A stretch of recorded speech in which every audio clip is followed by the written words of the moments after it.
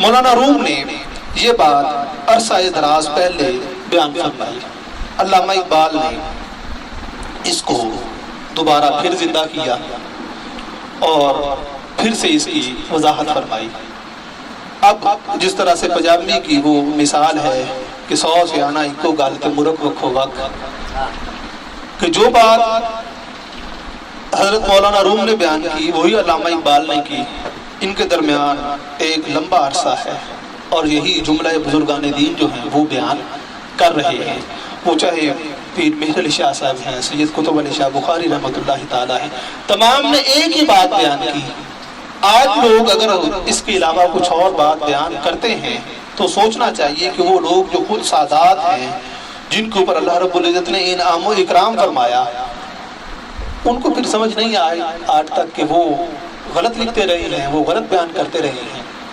چہ جائے کہ آج والے جو ہیں وہ زیادہ سمجھ والے ہو گئے ہیں۔ علامہ اقبال فرماتے ہیں زندگی محکم سے تسلیم و رضاست، کہ زندگی جو ہے یہ تسلیم و رضا کا نام ہے، کہ جو حکم آئے مالک کا اس کو مان لینا چاہیے، یہی زندگی ہے۔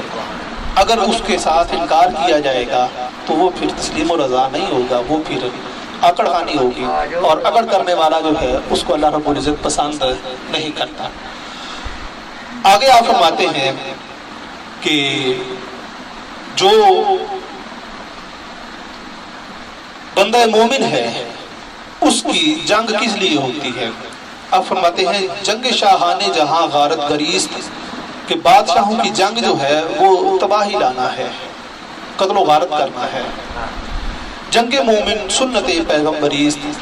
ایمان والے بندے کی جو جنگ ہے وہ نبی مکرم صلی اللہ علیہ وآلہ وسلم کی سنت کو پورا کرنا ہے۔ اس کے اوپر آپ پھر فرماتے ہیں کہ جو امام علی مقام ہیں ان کا معاملہ اللہ رب العزت کی بارگاہ کے ساتھ اور ہے، جو عام بندہ ہے اس کا معاملہ اور ہے۔ آپ فرماتے ہیں گرچہ ہر برگست بر مومن شکر، اگرچہ مومن کے لیے ہر وقت شکر ادا کرنا چاہیے، کہ جو بھی حکم آئے اللہ تعالیٰ کا اس پہ شکر ادا کرے۔ لَإِن شَكَرْتُمْ لَأَزِيدَنَّكُمْ، اگر تم شکر کرو گے تو اس میں برکت ڈال دی جائے گی اور اضافہ ہو جائے گا۔ آپ فرماتے ہیں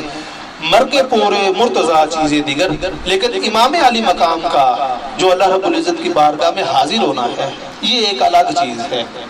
اس کو تم عام شہیدوں کے ساتھ مماثلت نہ کرو، بلکہ جو مقام ان کو اللہ رب العزت نے عطا فرمایا ہے وہ وراء الورا ہے، وہ الگ ہے، وہ منفرد ہے، وہ سب سے جدا ہے۔ آگے آپ فرماتے ہیں جنگ مومن چیز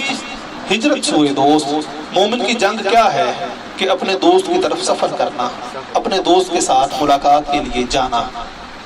کہ یہ ایک جان جو ہے یہ چلی جائے لیکن اللہ رب العزت کی ذات کے ساتھ ملاقات میسر آ جائے۔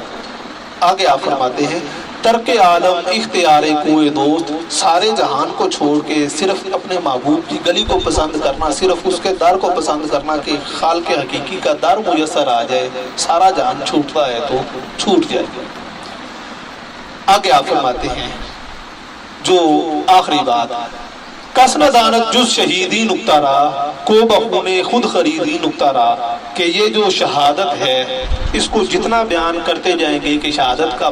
مرتبہ یہ ہے، شہید کا مقام یہ ہے، شہید کو یہ انعام ملتا ہے، شہید کو یہ اکرام ملتا ہے، اس کے اوپر اتنا فضل ہوتا ہے، آپ فرماتے ہیں کہ سمجھ بھی نہیں سکتے، سمجھا بھی نہیں سکتے۔ کیوں نہیں سمجھا سکتے؟ آپ فرماتے ہیں کو بخون خود خریدی نکتہ را، کیونکہ اس کو سمجھنے کے لیے جان دینا ضروری ہے، کٹ کے اس کی بارگاہ میں جانا ضروری ہے۔ کہ وہ مولانا روم کی جو مثال آپ نے پہلے پڑھی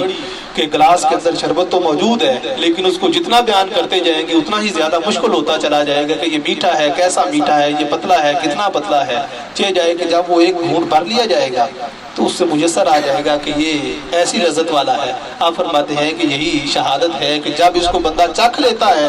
پھر اسے پتہ چلتا ہے۔ ویسے تم شہادت جتنی مرضی بیان کرو گے سمجھنے والے کو سمجھ نہیں آ سکتی، سمجھانے والا اس کو پوری طرح سے سمجھا نہیں سکتا۔ وجہ کیا ہے کہ اس کا معاملہ چکھنے کے ساتھ ہے، اس کا معاملہ بیان کرنے کے ساتھ نہیں ہے۔